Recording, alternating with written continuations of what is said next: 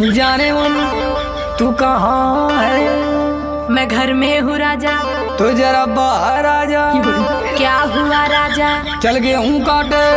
भगो हम ना आ जाई।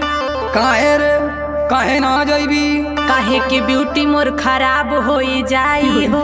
कटी ना गेहूं तलिया के खियाई हो। जेली आयल हवे उहेला के खियाई हो। हाथ में कपलिया के देव घवाई हो। तोहे हम गेहूं काटे वाली लगत हई का?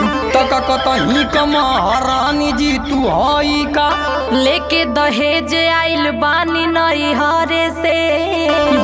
हाथ लतियाई के भगाई देहब घरे से। देखा कुछ हो कला हमसे न होई कटिया हो।